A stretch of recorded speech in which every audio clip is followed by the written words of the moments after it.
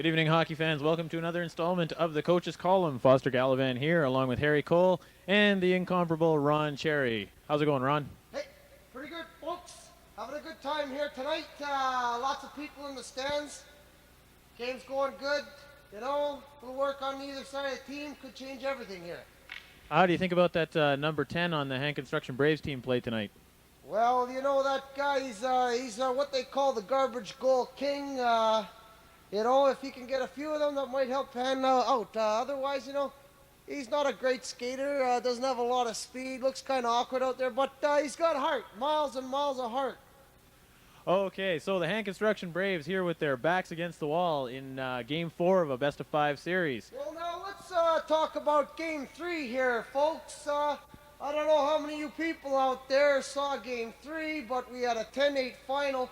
Should have been a 10-9 game. Might have changed things because Wayne the Duke of Ukes Potteroka potted one there, and you know, the Zebras didn't see it. Help me out here. Their goaltender knocked his own net off the mooring. As far as I'm concerned, that was a goal. Could have been the turning point there for Hand Construction. So maybe we'll add instant replay goal judges to senior hockey for another season. Well, now that's up for debate here. Myself, you know, you like to let the game get played as it should be. But, you know, it's part of the game. It's a heartbreaker when it comes down to the finals, and we have these guys here who miss a call like that. I mean, that's what they're getting paid for here. Well, I think they're just doing their jobs, those referees. Yeah, whatever. Wise guy here, eh? Ron, last game, or your suits may be made of silk, but last game certainly wasn't. I thought it was a little chippy out there. What do you think about it all?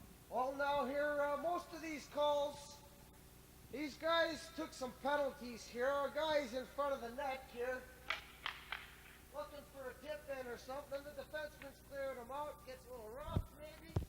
Oh, geez, sorry about that, Harry. Oh, sorry about that. It's okay, I'm all right. Oh, sorry, you know, good kid here, eh? Tough guy. Anyway, you know, it gets a little rough here. I'm just going to stand back here. It gets a little rough. Defenseman takes offense here. And he gives him a couple of whacks. Well, what's he going to do? He's going to retaliate. But you kids out there, remember, in a game situation like this, your team is down. Don't! Whatever you do, don't retaliate and take a stupid penalty here like some of these wise guys. You don't want to be sitting in the box. You want to be putting a puck into that.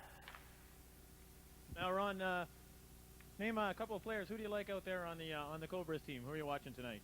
Well, Cobra's team, you always got to watch out for guys like Dwayne Taylor and Darren Cormandy. These guys are perennial all-stars year in, year out. But you got to look out for the guy like Paul Marceau here, number 5 on the Cobras, who'll come out of nowhere and like game 2 there, pop in 3 goals. You know, he's a little guy, a little fast, you know.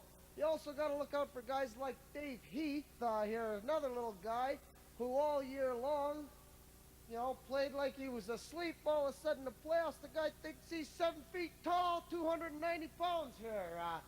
You know, these are the guys that are coming to the front here during the playoffs. You got to watch these guys here. And how about on the Hand Construction side? Well, there again, you got another Cormandy here. Now, you know, you got to watch out for the Cormandys. You got Frank here. Great hockey player, good kid. But you got some of the sleepy guys there. Matt Gibson there, Matthew, good kid.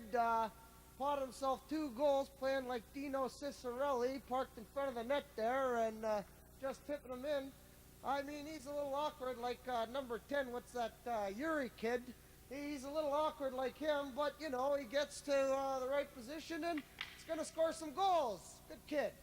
Ron, 10-8 game last time. What do you say about the goaltending and the defense in both ends of the rink? Well, you know, goaltending there, these guys are standing up. They're taking a lot of shots.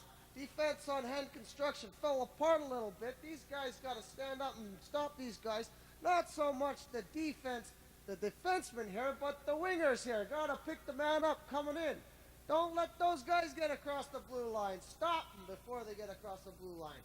Goaltending here. Hey, we saw some great stops. I mean, some great goals here too. And it's to my understanding that Simon, the Great Wall Nagano, is back in action tonight here.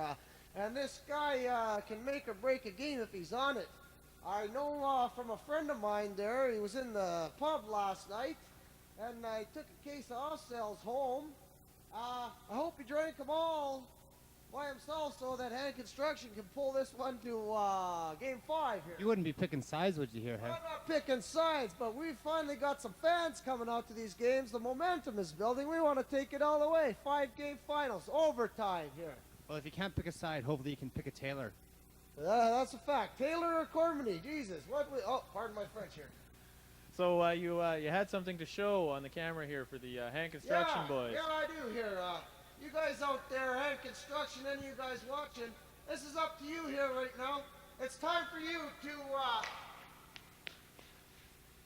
show me the money.